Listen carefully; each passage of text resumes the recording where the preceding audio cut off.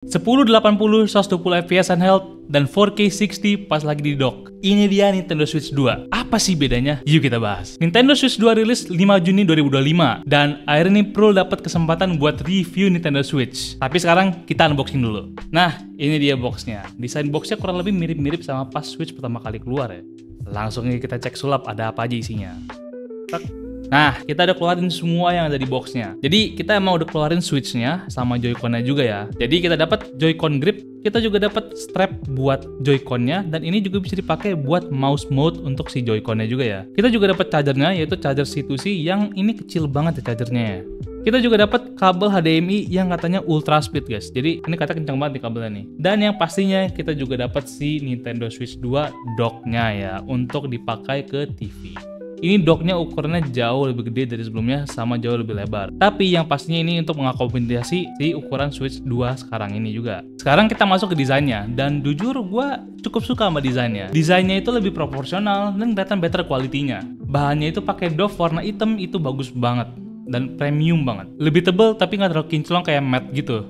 Kenapa ya sekarang tuh apa-apa minimalis ya? Padahal Nintendo kan biasanya lebih dikenal sebagai yang colorful, fun-fun gitu ya. Untuk layoutnya sendiri tuh nggak beda jauh dari Nintendo Switch sebelumnya.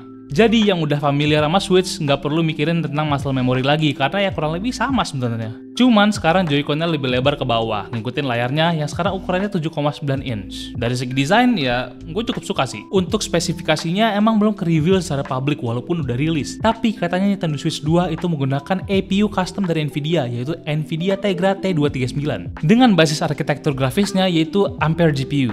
Ampere ini adalah basis arsitektur dari Nvidia 30 series ya. Switch 2 juga udah support VRR atau Variable Refresh Rate yang dapat membantu kestabilan FPS ketika bermain game.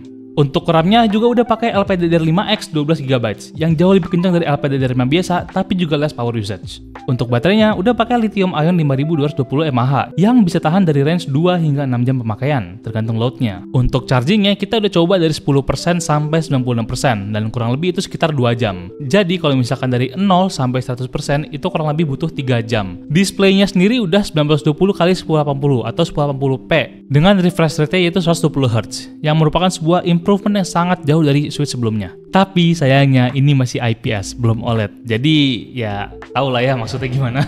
Switch 2 juga support 4K 60 fps kalau kamu dock dan connect ke TV. Ini juga merupakan surprise karena handheld sekecil ini bisa connect sampai 4K 60 fps ke TV. Switch 2 juga dilengkapi dengan Bluetooth sehingga bisa menggunakan speaker atau TWS secara wireless. Dan juga udah disediain Wi-Fi 6 untuk koneksi lebih stabil dan lebih cepat. Kita masuk ke Joy-Con, dan ini Joy-Con-nya emang lebih besar dari sebelumnya dikarenakan layarnya juga ikutan gede. Tapi ini merupakan salah satu improvement di Joy-Con-nya. Karena ukurannya lebih besar, jadi Joy-Con itu pas banget di tangan. Jadi posisinya nggak begitu awkward ketika lagi dipegang. Joy-Con-nya sendiri ini belum Hall effect. Jadi ada kemungkinan ini Joy-Con-nya kurang lebih sama Joy-Con Nintendo Switch sebelumnya. Walaupun mungkin ada sedikit perbedaan ya. Tapi kali ini Joy-Con-nya emang beda banget karena dia menggunakan magnet konektor. Dan jujur ini improvement banget sih, karena kamu jadi bisa copot pasang si Joy-Con-nya secara mudah dan magnetnya emang cukup kuat dan durable ya. Untuk copot Joy-Con-nya, tinggal pencet tombol di belakang, lalu tarik lepas saja. Simple. Untuk portnya kurang lebih sama, ada satu USB Type-C di bawah dengan tambahan satu USB Type-C di bagian atas yang bisa dipakai untuk nge-charge juga, satu game card slot, dan juga satu audio jack 3,5mm. Posisi untuk tombol yang lain yang kurang lebih sama, seperti tombol lock atau power, dan volume di tempat yang sama. Switch 2 juga memiliki inbuilt mic ya untuk fitur game chat yang nanti kita bakal bahas. Untuk speakernya itu terletak di bagian atas persis di samping Type-C untuk charging ataupun untuk aksesoris. Jadi kurang lebih Switch 2 itu adalah penyempurnaan dari Switch sebelumnya. Ditambah dengan beberapa fitur baru seperti Type-C tambahan dan juga Joy-Con yang lebih praktis dan simple. Dari fiturnya sebenarnya ada beberapa fitur yang bisa dibahas di video lain kali. Tapi kali ini gue bakal bahas yang penting dulu aja ya. Yang pertama ada virtual game cards yang bikin kamu nggak perlu repot untuk pindahin game dari Switch lama kamu. Cukup login account Nintendo kamu di Switch lama dan Switch 2, lalu link kedua Switch tersebut. Nanti kamu ada pilihan untuk load game Switch lama kamu di Switch 2, dan kamu tinggal download gamenya aja. Tapi kamu jangan lupa untuk nyalain online license settings di profile Switch 2 kamu. Oh ya, ketika kamu nge-link Switch kamu bisa unlink Switch-nya di Nintendo website ya. Tapi ingat, kamu cuma bisa nge-unlink sekali dalam setahun. Jadi kalau kamu mau unlink, pikir-pikir dulu ya. Yang kedua ada Find My Joy-Con atau Search for Joy-Con. Ini fitur penting banget karena Joy-Con tuh kalau abis main suka ngawur kemana ngilangnya. Nah, fitur Find My Joy-Con ini bikin Joy-Con kamu ngeluarin suara, sehingga posisi Joy-Con-nya bisa terdeteksi.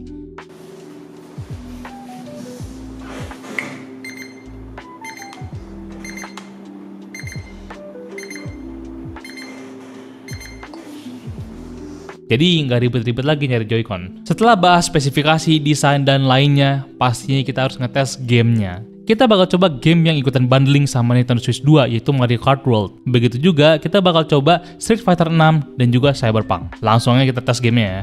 Untuk Mario Kart World sebagai launch title-nya bisa run 1080p, 120 fps, dan 4K 60 ya. Gambarnya jernih banget pas ke TV, apalagi kalau TV-nya OLED.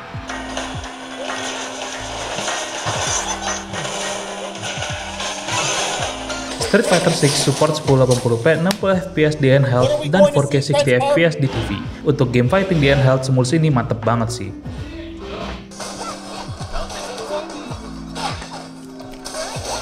Cyberpunk bisa smooth di 40 fps baik di TV ataupun handheld. Sayangnya di TV nggak support 4K ya. Di sini juga kelihatan semacam low-res rendering di bagian shadows-nya.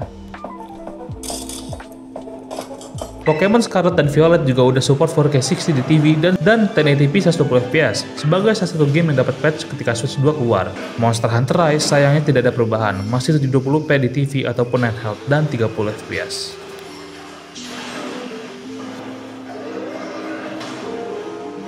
Jadi conclusionnya apa nih? Menurut gua, Nintendo Switch 2 itulah improvement sangat jauh dari Nintendo Switch sebelumnya.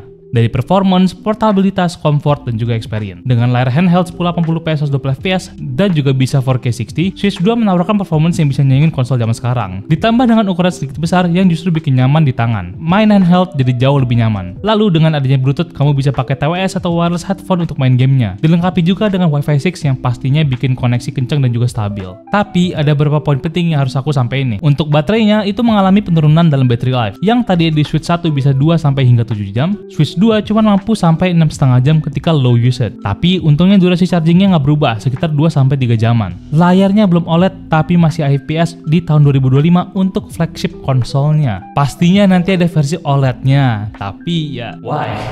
Bahannya juga pakai doff, walaupun doffnya cukup premium dan high quality, ini nggak menutup kemungkinan kotor terutama karena minyak. Jadi kamu perlu pakai casing pastinya. Dari segi performance, untuk tahun 2025, jujur Switch 2 menggunakan hardware yang bisa dibilang agak weak, dimana GPU yang dipakai kurang lebih setara dengan RTX 3050. Jadi, untuk apa beli Nintendo Switch 2? Pastinya karena game eksklusif rilis di Nintendo Switch seperti Mario Kart dan juga IP Nintendo lainnya. Apalagi sekarang banyak banget game AAA yang udah masuk ke Switch seperti Cyberpunk, Hogwarts Legacy, dan salah satu contohnya itu The Dust Bloods dari From Software yang akan rilis eksklusif Nintendo Switch. Tapi kita kembali ke pertanyaan terpenting, The Holy Grail, The Last Judgment. Apakah Nintendo Switch 2 itu worth atau enggak? Dan jawabannya worth banget kalau kamu fans Nintendo. Kalau kamu bukan fans berat Nintendo atau nggak ngikutin eksklusif title dari Nintendo, menurut aku ada opsi lain yang mungkin performance-nya bisa sesuai kemauan kamu. Terima kasih kalau kamu udah nonton sejauh ini, kita juga senang banget bisa nge-review Nintendo Switch 2 secepat ini ya. Kalau kamu mau, kamu bisa dapetin Nintendo Switch 2 di Instagramnya Pro Market Gaming. Itu dia review Nintendo Switch 2. Kalau kamu ada request untuk review ataupun masukan ataupun saran, bisa langsung ketik di kolom komentar aja ya.